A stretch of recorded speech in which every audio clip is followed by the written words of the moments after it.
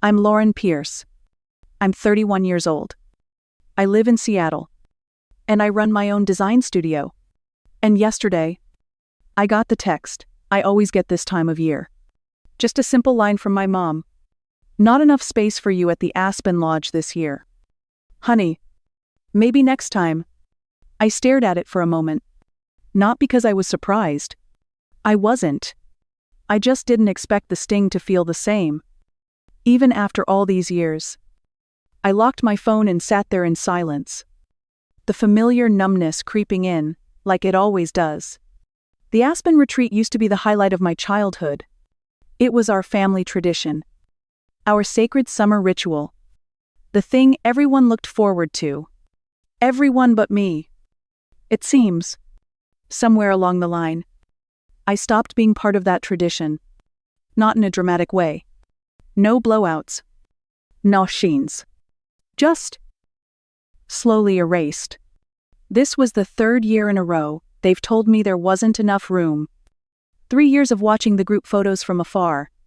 3 years of pretending it didn't hurt. But I've been getting this kind of message for much longer than 3 years. It just wasn't always sent in a text. I know what they mean when they say not enough space. They don't mean beds or bedrooms. They mean me. There's not enough space for who I am. What I chose. How I live. I didn't follow the script. I didn't marry young. I don't have a stable 9 to 5. I didn't stay close to home. I built something different. Something they never quite understood. I used to tell myself they just forgot. That it was an oversight. That they assumed I was too busy. Or maybe they figured I wouldn't care. But you don't forget your child. Not 3 years in a row. Not when you remember everyone else. Sonu. I wasn't shocked this time. Just quietly gutted. The kind of sadness that doesn't shout. It just sits with you. Heavy and constant. I made myself a cup of tea and sat by the window. It was raining. The kind of soft, steady rain that makes the world feel quieter. I watched the drops hit the glass and tried not to cry. I've cried enough over this. Over them. Over, never quite being enough for the people who raised me. I didn't respond to the text. What was there to say? I just marked the date in my mind. Like I do every year. A silent tally. Another summer without them. But this time, something felt different. Like maybe I was done pretending it didn't matter. Maybe I was ready to stop waiting for space to be made for me. Maybe it was time I made space for myself. When I was a kid, the Aspen Lodge felt like a dream tucked between pine trees and sky. It sat at the edge of a quiet lake, where the mornings smelled like wet bark and wildflowers. Every summer, our whole family would pile into SUVs and make the drive up the mountain like it was a pilgrimage. My grandparents bought the place when I was 5. My grandpa used to say it was their gift to the future. A space where memories would grow up with the grandkids. I remember him carrying firewood on his shoulder, whistling as he walked, while Grandma arranged wildflowers in little glass jars for the kitchen table. I used to sleep in the small loft with the angled ceiling, where I could hear every whisper of wind and every creak of the old beams. My cousins would sneak candy up there and tell ghost stories long after the lights were supposed to be out. We'd wake up with tangled hair and bare feet and race down to the dock before breakfast, yelling and laughing. Like nothing bad had ever happened in the world. My siblings and I built forts in the woods. We skinned our knees on gravel paths and caught tadpoles in glass jars. But I always wandered back toward the porch earlier than the others. That's where Grandpa would be, sitting in his old chair, waiting with a sketch pad and pencils just for me. He was the only one who noticed how much I loved to draw. While the others were throwing frisbees or playing hide and seek, I was sketching pine cones or the curve of the mountain range. Grandpa never asked why I wasn't doing what the rest were.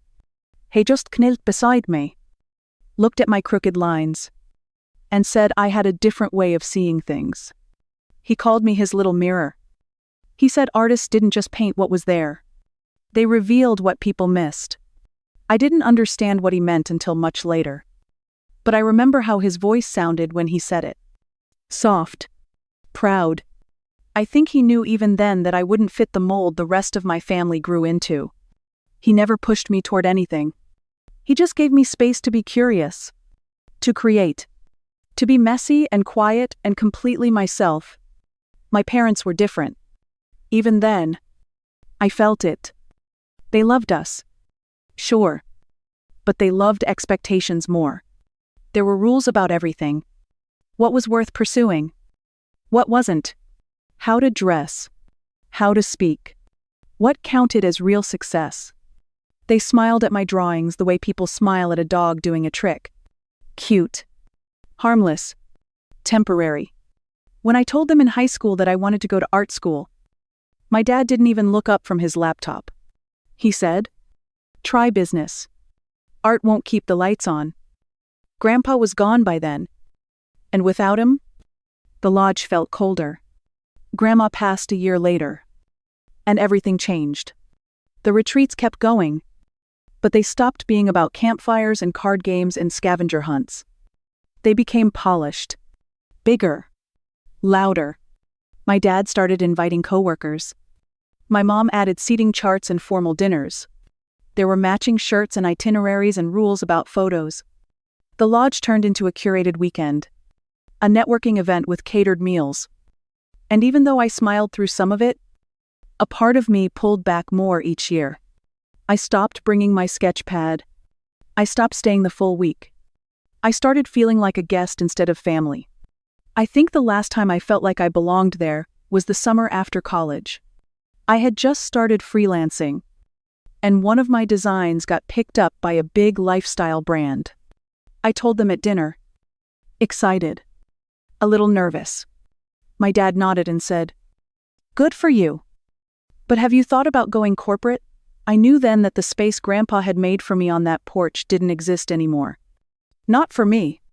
Not for the version of me they wanted. Now, the lodge is just a backdrop for photos I'm not in. A tradition I'm not invited to. A place that used to feel like home, and now feels like proof that I never really fit. I wish I could walk those halls again and not feel like a stranger. I wish I could hear Grandpa's voice calling me to the porch, handing me a new sketch pad. But those days are gone. And so is that version of family. The funny thing is, I never stopped loving the lodge. What I stopped loving was the feeling of disappearing inside it. I still dream about the lake. About the smell of pine. About the sun hitting the water just right. But those memories live in my head now. Not in the invitations I don't receive. And maybe that's why this year hit different. Maybe it's not just about being left out. Maybe it's about reclaiming what that place used to mean to me. Maybe it's time to create a new space. One where I don't have to ask for a seat. One where I belong. Because I built it. The first time they said there wasn't enough space, I believed them. It was 3 years ago. The message came 2 weeks before the Aspen retreat. Casual and vague. Just keeping it small this year. Lauren. Immediate family only. Hope you understand. I did understand. Or at least I tried to. I told myself maybe they really were scaling back. Maybe they just needed a quiet gathering. I even replied something like, "No worries. Totally understand." Even though my chest ached for days. Then the photos started showing up. My sister posted a group shot around the fire pit. There were at least 30 people in that picture. Not including the kids chasing each other in the background. Uncles. Cousins. A few friends I didn't recognize. Smiling wide. Arms slung over shoulders. Like nothing had changed. That was the first time it hit me. It wasn't about space. It was about me. The next year, I got the same message. Almost word for word. "We love you." But just keeping things tight this time. I didn't respond. I didn't want to have to pretend again. But I still watched from a distance. Opening Instagram like I was checking the weather. Pretending I wasn't bracing for the same storm. And there it was. Another group photo. Matching shirts this time. Brunch shots. A schedule printed on wood grain paper. My siblings laughing in coordinated outfits. Standing in front of the same lake I used to sit by with Grandpa. sketching the pines. I brought it up once. Quietly. During a phone call with my sister Claire. She said they thought I'd be busy with work. That I'm always busy. She said it like a compliment. Like my success was an excuse for them. Like being focused meant I wouldn't mind being forgotten. Each of my siblings has their place in the family narrative. My oldest brother is the one who followed Dad into finance. He lives 10 minutes from my parents. Coaches Little League. And never misses Sunday dinner. Claire is the golden daughter. A pediatrician with 3 kids and a husband who golfs with my father. My younger brother went to law school, like he was born into it. Wears the right suits. And calls Mom every Thursday. And then there's me. The artist. The one with the unconventional path. The one who didn't marry. The one who didn't stay close. The one who, somehow, made a life of it anyway. But never quite made sense to them. I used to send updates. I'd email links to my latest design projects, hoping they'd click through. Maybe feel proud. I mailed them a framed magazine cover once. When my studio was featured in a national spread, it stayed in the envelope, still sealed, when I found it in a drawer the following Christmas. It's strange how silence can shout, how absence can bruise. I don't think they meant to hurt me.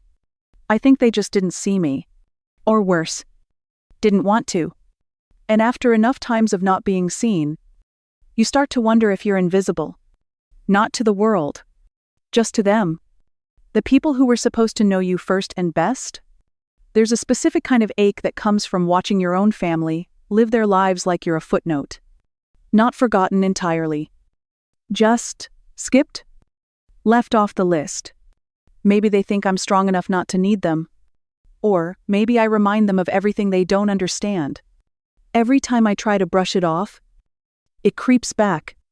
The photos, the updates I hear secondhand, the way no one ever follows up, the way they talk about my work like it's a hobby, the way my name comes last, if at all. I've learned to carry it quietly, to show up in other ways, to be the reliable friend, the dependable colleague, the one who always sends thank you notes. But there's still a part of me that wants to be invited, even if I wouldn't go. That's the part that hurts most. Not just being left out, but being reminded, over and over, that they never expected me to be there in the first place. It was a Thursday night. I had just wrapped up a client call and was scrolling mindlessly through Instagram, half watching a cooking show in the background. I wasn't looking for anything, just killing time. But then I saw it. My brother posted a photo of a printed itinerary. Titled in bold letters at the top was Aspen Family Retreat 2024. I tapped to zoom in. Not sure why. Maybe out of habit. What caught my eye first wasn't the sleek design or the pine tree watermark. It was the number. Confirmed guests, 118. I froze. I counted again, thinking I'd misread. 118. Not 8. Not 18. 118. My brain tried to catch up, like it had tripped over the truth and was scrambling to stand. I stared at that number until it blurred. Then I looked at the names underneath. My siblings. Their spouses. Their kids. Cousins I hadn't seen in years. Friends of friends. My dad's old college roommate. A woman I didn't even recognize who had once taught my sister's yoga class. Everyone but me. A low buzz started in my ears. My chest tightened. I felt like I was watching something catch fire slowly. I set my phone down and just stared at it, as if the distance might make it sting less. It didn't. I texted my brother, trying to sound casual. Retreat looks amazing. Big group this year. He replied within seconds. Yeah. Mom and Dad went all out. Going to be huge. I didn't ask why I wasn't invited. I didn't have to. I already knew. They had rented extra cabins for overflow. That's what he said when I asked how they'd fit everyone. 2 neighboring properties to accommodate the crowd. My fingers went numb holding the phone. The excuse fell apart completely. It had never been about space. I sat very still for a long time. The cooking show kept playing, but I couldn't hear a word. My body felt like it had been drained and filled with something sharp. I couldn't cry. Not yet. I just kept replaying every time they'd said maybe next year. Every moment I had told myself it didn't matter. Every birthday text from Mom that came 2 days late. And finally, it broke. I slid down the wall and pulled my knees in. Forehead resting on them like I used to when I was a kid, and got overwhelmed. I don't know how long I stayed there. Long enough for the show to end and the apartment to go dark. Long enough to remember every time I had tried to excuse them. Long enough to feel the full weight of being unwanted. It wasn't just a missed vacation. It was the clearest message they'd ever sent. We have space for everyone except you. We'll go out of our way for people we barely know. But not for you. That kind of rejection doesn't shout. It whispers over years until you stop questioning it. Until you start wondering what's wrong with you. Until you stop asking to be seen. But that night, sitting alone in the dark, I didn't wonder anymore. I knew. I wasn't the one missing something. They were. They had chosen to make a life that didn't include me. And I had been letting them. The morning after I saw the guest list, I woke up feeling hollow. My pillow was still damp from tears. I didn't remember crying. The air in my apartment felt heavier than usual. Like it had absorbed the weight of everything I had been holding in for years. Part of me wanted to call my parents and scream. To finally say every word I had swallowed. To tell them how cruel it was to make me feel invisible over and over. I imagined posting the truth online. Laying it all bare for the extended family and their perfect little circle to see. But I didn't. Not because I didn't want to, but because none of that would change anything. They had made their choice. What I needed now wasn't revenge. It was restoration. I made coffee and sat at my desk, staring at the photo of my grandparents that had lived there since I moved into the apartment. My grandpa's arm around my grandma. Both of them smiling like they'd built something worth smiling about. They had always believed in me. Even when no one else did. Especially when no one else did. My phone buzzed with a message from Grace. She was my best friend. My day one from art school. The person who had seen me at my messiest and never flinched. I told her everything the night before. She called as soon as she woke up. They don't deserve you, she said. But the world does. So do we. So do the people who love you exactly as you are. Something in that stuck with me. Maybe because I was tired of waiting for love to show up in the places it should have already been.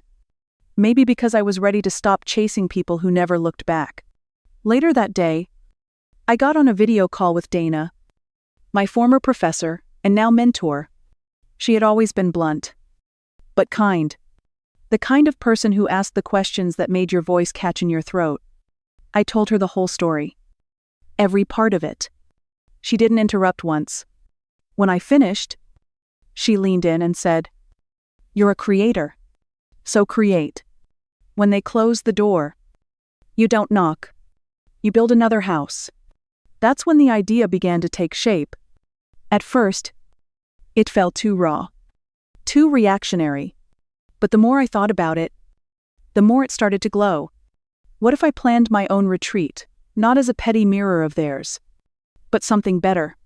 Something rooted in connection. In creativity. In joy. I pulled out my sketch pad. Not for branding or clients. Just for me. I started doodling names. Shapes. Little ideas. Wildlight. The word popped into my mind and stuck. A retreat for creative souls. A gathering for people who saw the world the way I did. Or wanted to. I texted Grace. She sent back a string of all-caps messages and said she was in .at. She had been wanting a reason to escape her agency job for a while. The next few hours were a blur of Pinterest boards, Google Docs, and voice notes. The kind of collaboration that made me feel alive again. We imagined open-air workshops, fireside storytelling, morning hikes followed by watercolor sessions on the deck. Nothing fancy, just honest, warm, real. I called Dana again and asked if she'd lead a session. She said yes without hesitation. I reached out to a photographer I knew from a past client shoot. A ceramicist I had followed for years. A yoga teacher who had once said my designs felt like breath.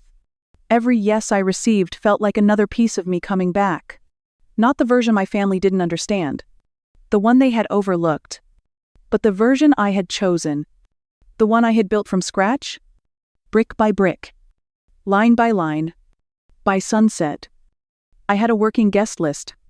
Nothing huge. Just people who had seen me clearly. Who had made space for me without me having to ask. Friends. Clients turned friends. A few old classmates. Even 2 of my siblings. The ones who had shown quiet support over the years. I looked around my apartment and felt something shift. The space hadn't changed. But I wasn't that girl on the floor anymore. Shaking from rejection. I was the woman at the table. Designing her own space from the ashes of being shut out. This wasn't about them anymore. It was about me. My worth. My voice. My choice to stop shrinking myself to fit into someone else's version of belonging. I didn't want a seat at their table anymore. I was building my own. And it was going to be beautiful. I sat at my kitchen table with a blank notepad in front of me. The hardest part wasn't finding people to invite. It was allowing myself to believe I was worth gathering them. That I had something to offer beyond just another weekend plan. I started with grace. Of course. There was never a question. Then Dana. My mentor. My mirror. The one who reminded me that creativity isn't a performance but a pulse. I wrote their names slowly. Like I was carving something into stone. Next came a few clients who had become friends. People I had worked with who ended up sending thank you notes that made me cry.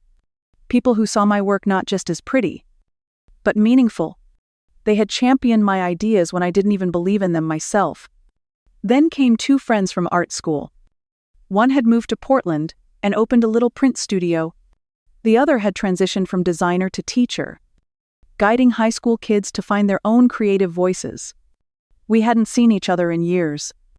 But every so often we exchanged voice notes that felt like home. I added a photographer I'd collaborated with on a campaign. We had spent a day together hiking a canyon to catch the right light. And by the end of it, we were laughing like old friends. I thought about inviting a couple of clients I'd recently finished branding projects for. They had a kind energy. The kind that makes meetings feel like conversations you don't want to end. Then I paused. My hand hovered over the page as I thought about family. It would have been easier to leave that space blank. To skip the complications. But there were 2 names I couldn't ignore. My sister Claire, who had quietly sent me a card last Christmas with a handwritten note that said she missed me. And my younger brother Nathan, who once told me my work was the only thing in the house that ever made him feel something. I added them both, knowing full well they might not come. But the invitation itself mattered. It was an offering, not an expectation. A way of saying I still had room for them, even when they hadn't always made room for me. By the time I looked at the list again, I felt something I hadn't felt in years. Peace. Not everyone on that paper had known me forever. But they had chosen me, not out of obligation or image, but because something I created connected with something in them. It was a different kind of family. One built not on blood, but on belief. And it was more than enough. I dove into the planning like I had something to prove. Maybe I did. But more than that, I had something to create. And for the first time in a long time, every part of me felt aligned. I found the perfect place on a whim. A lodge near Mount Hood, tucked between fir trees and a slow, winding river. It had wide decks, huge windows, and just enough imperfection to feel human. The kind of place where silence felt intentional, not empty. I sketched the brand identity late one night, surrounded by candles and open windows. Wildlight. The name felt like breath. I built a color palette from sun-faded wood and morning mist. Deep greens, soft cream, burnt copper. I designed a logo shaped like a flame and a leaf meeting at the center. Every detail had meaning. The itinerary was printed on textured paper with hand-lettered names. Welcome. Baskets would include a local candle, artisan chocolat, a small sketchbook, and a handwritten note for each guest. I spent hours on the wording, wanting every person to feel, not just invited, but seen. The programming came together like a patchwork quilt. Dana would lead a session called Story as Survival. Grace would run a morning ritual called Creative Reset. I added photography walks at sunrise, a collage workshop in the afternoon, and campfire reflections at night. I left room for breathing, for wandering, for joy. I found a local chef named Ezra who cooked like he was composing music. We planned simple meals using regional ingredients: roasted squash, wild mushroom risotto, handmade bread served warm at long wooden tables. No plated perfection, just nourishment. Each piece clicked into place with a quiet kind of magic. It didn't feel rushed. It felt right. Every email I sent, every confirmation I received, added a thread to something much bigger than me. This wasn't just a weekend away. It was a space I had longed for my entire life. A place where artists could rest, explore, and come home to themselves. A place where I didn't have to shrink or soften to belong. As I loaded the final designs into the website, I felt a thrill I hadn't known in years. This was mine. Not born of bitterness, but of love. Not a reaction to being shut out, but a declaration that I was here, still creating, still believing, still burning bright in the dark. The morning the retreat began was crisp and clear. Guests arrived one by one, their faces lighting up as they stepped onto the wide wooden porch and took in the view. The lodge felt alive with a buzz that hadn't been there before. A gentle hum of anticipation and warmth. People hugged like they hadn't seen each other in years. And maybe they hadn't. Laughter echoed through the open rooms as suitcases were dropped and curious eyes roamed the space. The welcome baskets sat on each bed like little promises. Small treasures waiting to be discovered. I watched from the kitchen doorway as Grace pulled out a candle from her basket and inhaled deeply. Dana was already chatting with the photographer about the morning hike. I could feel the tension in my chest begin to loosen, with every smile and every nod of approval. Heather arrived late afternoon. Her car pulling up quietly, but her presence filling the space. She smiled shyly as she crossed the threshold and caught my eye. We didn't say much at first. Just a quiet moment as we stood side by side looking out at the trees swaying gently in the breeze. Dinner that night was a celebration of the simplest things done with care. Ezra served warm loaves of bread and bowls of roasted vegetables that tasted like the earth itself. We gathered around the long wooden table, candle flickering, voices low and full of gratitude. It was the kind of night that seeps into your bones, reminding you what belonging feels like. The house felt full but never crowded, like every corner was holding space for something precious. I realized then that all the planning, the doubts, the sleepless nights had been worth it.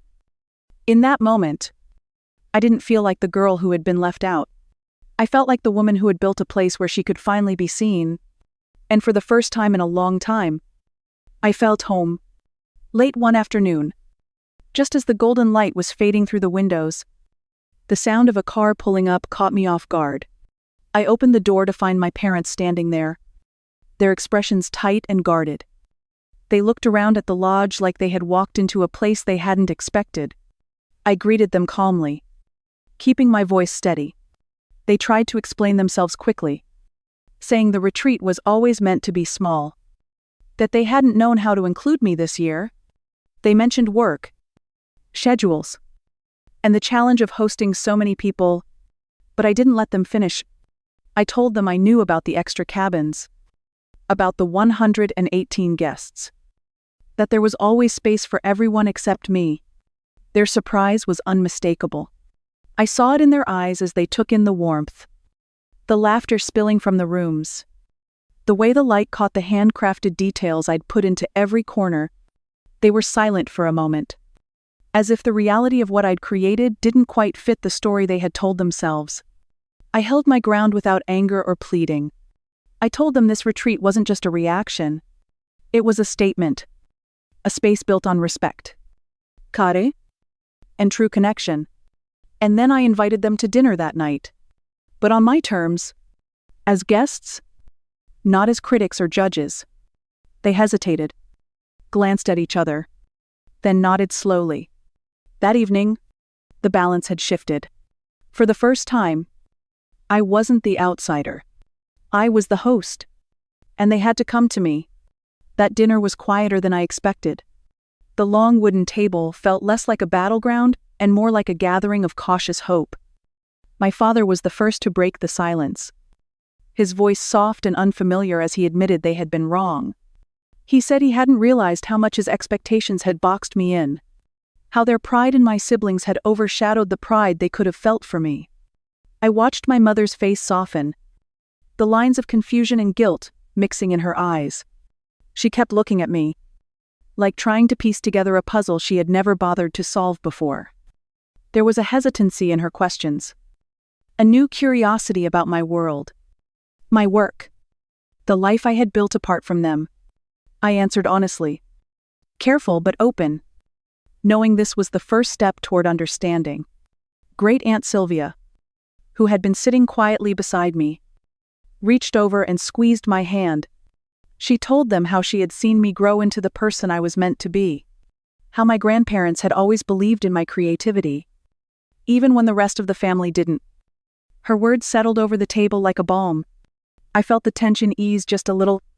I accepted my father's apology, not as an erasure of the past, but as a promise for a different future. I told them I needed them to understand me as I am, not as they wished I would be. And I made it clear my boundaries wouldn't be broken again. This was not a plea for approval. It was a request for respect. I wanted to build bridges without losing myself in the process. The conversation wasn't perfect. It wasn't without awkward pauses or unspoken hurts. But it was real, and that made all the difference. By the end of the night, I felt a bittersweet relief. A hope that things could change. Even if slowly. For the first time in years, I allowed myself to breathe in possibility, knowing the journey was just beginning. A few weeks after the retreat, Aunt Sylvia called me unexpectedly. She told me she had been thinking a lot about the family lodge and what it had come to mean. With a gentle voice, she shared her decision to set aside 1 week each year, specifically for my retreat at the lodge. I didn't know what to say at first. The weight of her words settled slowly in my chest, like the first warm rays of sunlight after a long winter. She explained that as the last surviving sibling, with influence over the property, she wanted to honor my grandparents' original vision, one of creativity, connection, and belonging. It felt like a homecoming I hadn't realized I'd been waiting for. The place that had once felt like a symbol of exclusion was becoming a space of inclusion again. I promised her I would care for that week, and for everyone who joined me there, with the respect and love it deserved. Preparing for the next retreat felt different. I wasn't just building something for myself anymore. I was part of a legacy, one I was determined to honor, even if it meant navigating old family wounds along the way. I carefully planned the invitations, wanting to keep the spirit of Wildlight alive, while embracing the history the lodge carried. Each detail was a tribute to the grandparents who had seen something in me long before anyone else. Their belief had been a quiet flame that never went out.